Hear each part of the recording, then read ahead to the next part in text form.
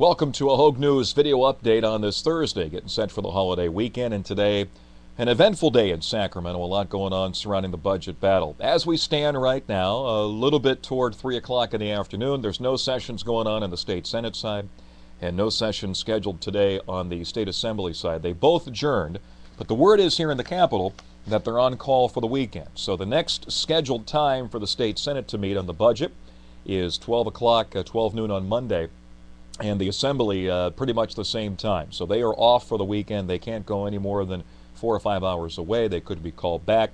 From what we're understanding here at HogueNews.com is that they're going to talk about the budget over the weekend. Big Five will be in meetings. They'll probably expand that to around 10 and 15, maybe 20 people.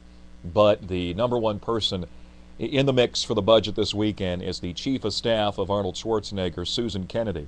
And if you go back, you read the article here at HogueNews.com, she's been a part of the budget in California for the past 8 of 10 years. Worked with Gray Davis, coming in at 2000, worked the budgets in 01, 02, 03, was pretty much recalled with the Davis administration, was gone for 2 years, and then back with the change around after Arnold won the initiative, or I should say lost the initiative battle. He changed course and went moderate, and Susan Kennedy came back in, and she's been in there since 2005. So 8 of the 10 years, if you consider we're almost at 2010, Susan Kennedy has had more of her fingerprints on the budget than either Governor Davis or Governor Schwarzenegger. So consider the fact Susan Kennedy's working this weekend with the Big Five and about 20 people here in the Capitol. If they have anything that breaks news, we'll have it for you here at HogueNews.com.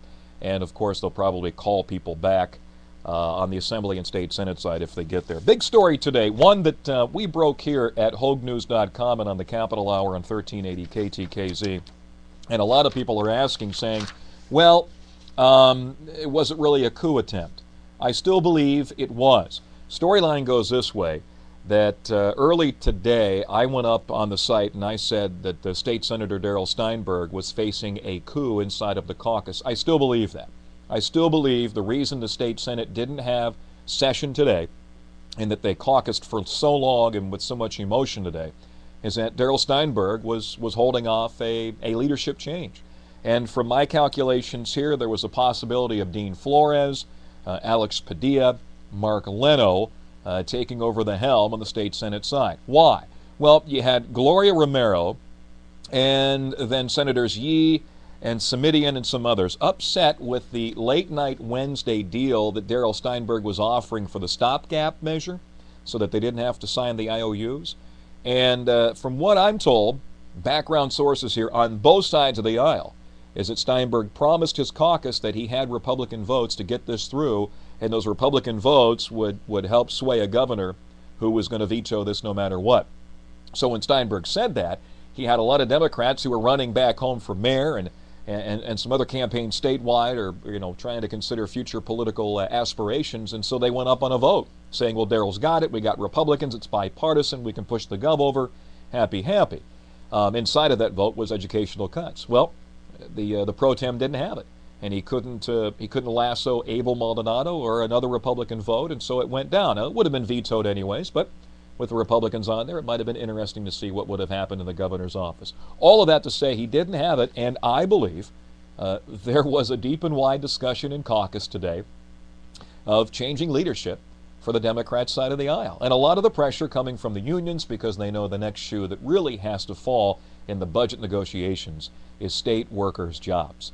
That has to come next. Not furloughs, but state workers' jobs. 10 or 15 or 20,000. So that's your update today. Don't want to go too long. It's a Thursday before a Friday holiday. There's nobody meeting in Sacramento today. They're all on call. And Darrell Steinberg's still the pro tem. I think he held off and kept the coup at bay for now. Karen Bass may have to do the same thing down the road. And the unions are hot. The purple shirts are out because they know the next thing that's going to fall in budget negotiations here in Sacramento is state workers' jobs. Check back in all holiday weekend. A happy 4th and Independence Day to you and your family, in celebration thereof coming up on Saturday. But if anything breaks, we'll have it for you at HogueNews.com, and more videos like this as well. We appreciate it growing, over 1,000 hits a day. Tell your friends and family that all the details when it comes to California politics is right here at HogueNews.com. Happy 4th and keep it safe.